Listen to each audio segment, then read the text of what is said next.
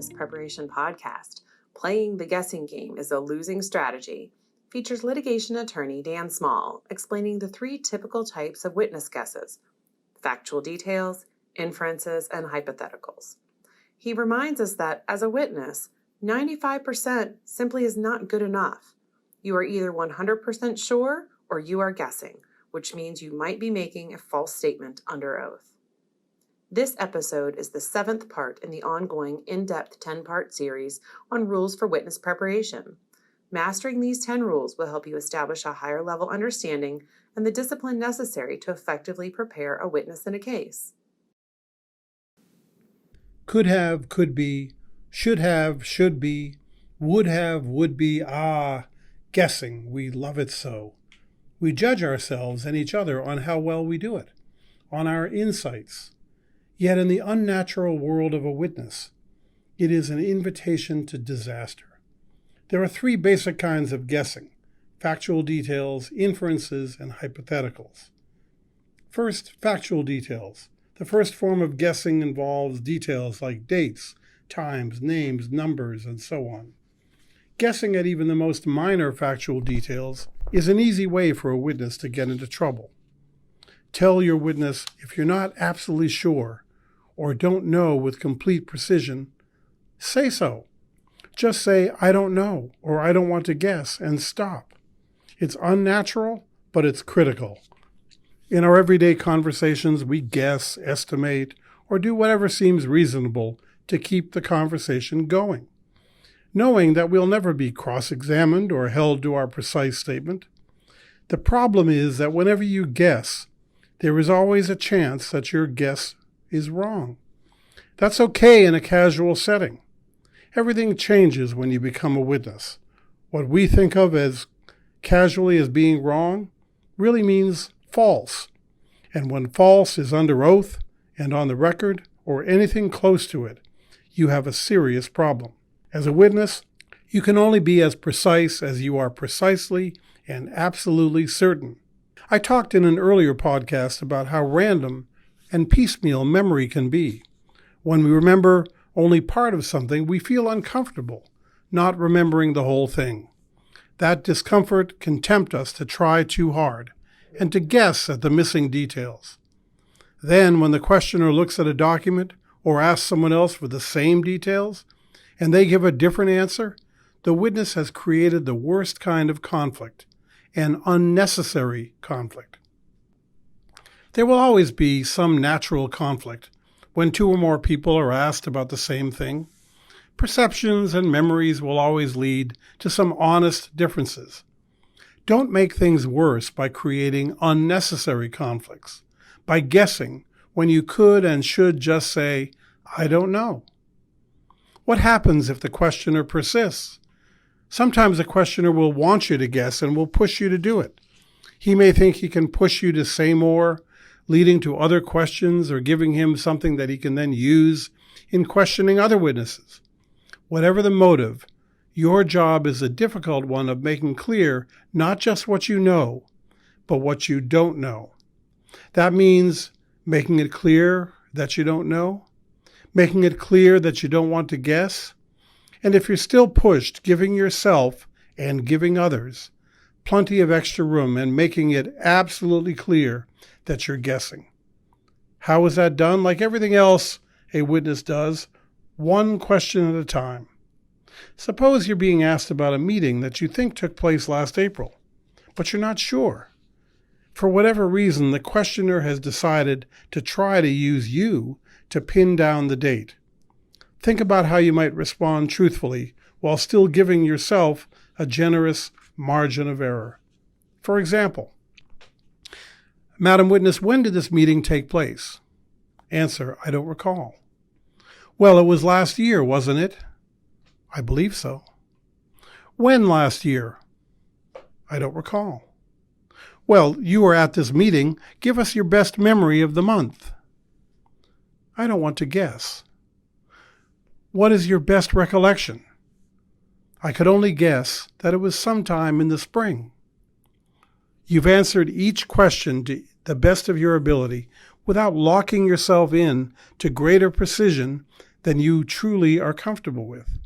It gives you and gives anyone else who may be asked the same questions plenty of room to avoid unnecessary conflicts. Having given a range, don't let anyone narrow it unless you're absolutely certain. Second, inferences. Every day, every hour, in virtually every conversation, we draw inferences from what is around us. Not only is it common and natural, it's part of what we pride ourselves on as intelligent human beings. We may call it different names: conclusions, inferences, opinions, presumptions, deductions. Generally, however it may be phrased, it is in some way an answer to a why question. Why did someone do or say or write something? What did they mean by it? Why did something happen or not happen?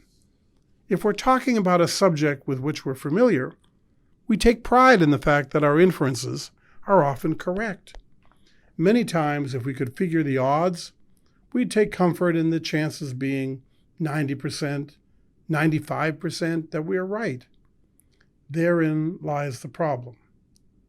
By congratulating ourselves on the high chance that we're right, we are recognizing what we're really doing is guessing and acknowledging the real possibility, however small, that we are wrong. Inference is really only one of many fancy ways of saying guess. In a casual conversation, the chances that our inferences are wrong are understood and accepted by all. As a witness, under oath, and on the record, it is not acceptable. It means that there is a real chance, even if it's only 5%, that you are making a false statement, a serious matter in all witness situations, and a potential criminal act in many. As a witness, 95% simply is not good enough. Either you are 100% sure or you are guessing. Don't do it. Just say, I don't want to guess, and stop. Remember, you can really only testify to what you clearly remember that you saw, heard, or did, not what's in someone else's mind. So if you're asked, why did Mr. X say this? Or what did Mr. X mean when he said this? You really have only two choices. First, if Mr. X told you what he meant when he said that, you can testify to it because that's something you heard. Understand that you're still not saying what he was really thinking, just what he said about it. After all, he could have been lying to you. Second, if Mr. X did not explain himself to you, your opinion of what he meant, however good you may be at giving opinions like that, is still just a guess. Avoiding that kind of guessing can be one of the most difficult tasks facing a witness. Third, hypotheticals. Look up the word hypothetical in a dictionary or a thesaurus, and the synonyms include guessed, assumed, and imaginary. Lawyers are used to hypotheticals as a teaching device. The old Socratic method involved using endless, succeedingly tougher hypotheticals to explore legal principles. But this is not an academic environment. As a witness, hypotheticals can be a dangerous trap.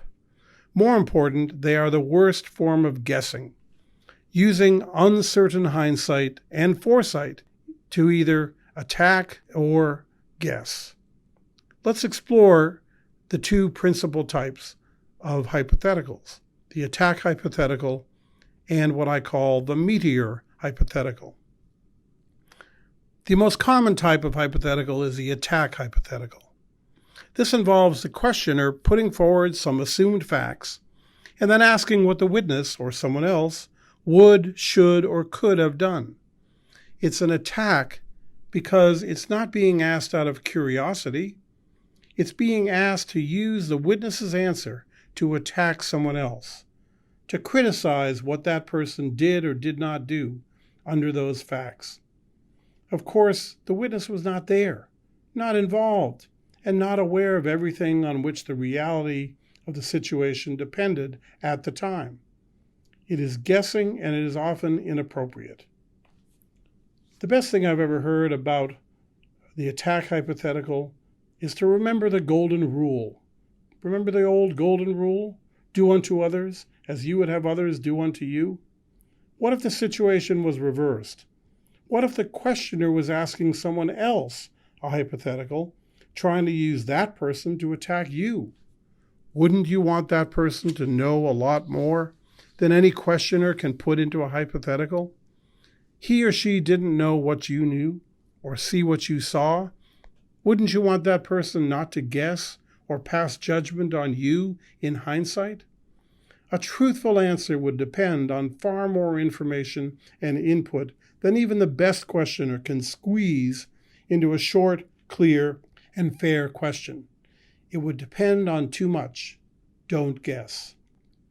The meteor hypothetical. With the meteor hypothetical, the questioner tries to make a point of some kind by asking a question about something that has never happened.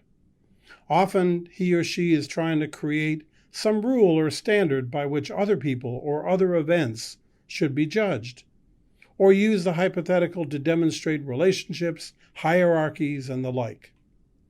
For example, if the CEO of the company called you and said he wanted everyone outside for jumping jacks at 7 a.m. tomorrow, what would happen? Well, if it never happened, and there's no hard and fast rule anticipating it, any answer to the question is pure speculation, pure guessing. In slightly more dramatic terms, it's a meteor hypothetical. If tomorrow a meteor came crashing through the roof of your building, what are the first 3 things that Bob Smith should do? Who knows? It's never happened. It never will. There are no clear rules for it. It would depend on the circumstances. It's the worst kind of guessing. Don't do it. Just say, it's never happened, and I don't want to guess. Confess. We all want to look smart in front of others. It's natural, but in the very unnatural environment of being a witness, of sitting in that witness chair, trying too hard to look smart is a dangerous luxury. Don't do it. Don't guess. Thank you for listening to Playing the Guessing Game is a Losing Strategy, Rule 7 in the 10-part in-depth series, Rules for Witness Preparation. Holland Knight's Powerful Witness Preparation podcast series is led by Dan Small, a litigation partner who focuses on internal and external investigations, witness preparation, and white-collar criminal matters. His popular CLE programs on witness preparation and other litigation topics can be arranged through the Professional Education Group at proedgroup.com. He's the author of the ABA's Manual on Preparing Witnesses, and he welcomes input on this and other podcast programs at dan.small@hklaw.com.